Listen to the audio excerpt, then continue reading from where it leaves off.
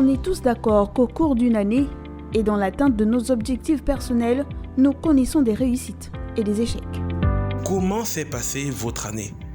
Comment pouvez-vous la décrire? Quels sont les points d'étape qu'il y a eu?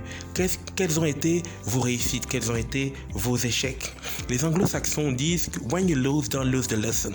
Quand vous perdez, ne perdez pas la leçon qui est derrière. Alors, quelle leçon pouvez-vous tirer de cette année? Facile à dire tout ça. Concrètement, comment ça marche? Comment dresser le bilan personnel de son année pour continuer de progresser et d'avancer? Il y a ce que les Japonais appellent le kaizen, l'amélioration continue.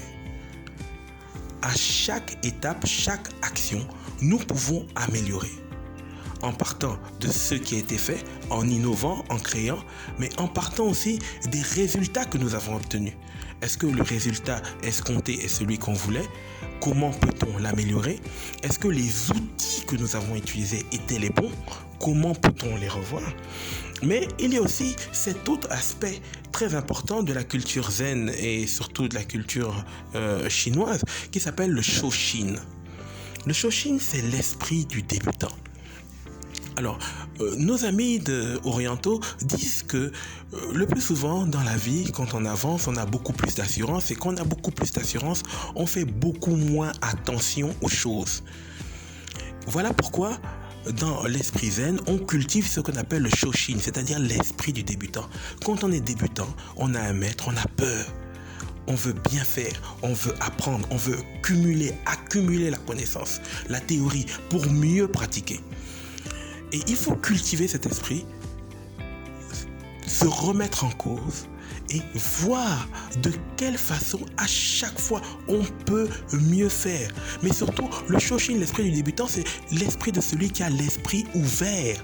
Donc qui est ouvert aux nouvelles tendances, aux nouvelles technologies, aux nouvelles façons de faire, mais qui écoute aussi.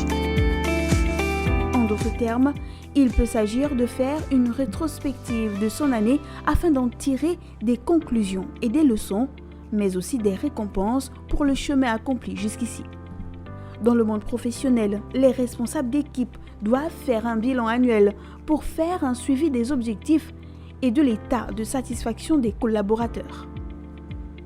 Mais de façon générale, pourquoi est-ce si important de faire un bilan annuel ? Un bilan est important parce que ça vous permet de faire le point, tant sur le plan personnel que professionnel. C'est un temps de pause qui permet de prendre du recul et de la hauteur avec sa vie. Autant personnel que professionnel, que même spirituel, afin d'y voir plus clair sur ses aspirations et ses objectifs. L'intérêt est donc là, s'améliorer, progresser et prendre de meilleures décisions. Quelqu'un a dit un jour que pour bien savoir où on va, il est important de savoir d'où l'on vient. Ainsi, c'est dans ce sens que faire le bilan de son année est important. Formel ou informel, exhaustif ou non, le but est qu'il vous corresponde et surtout qu'il vous serve.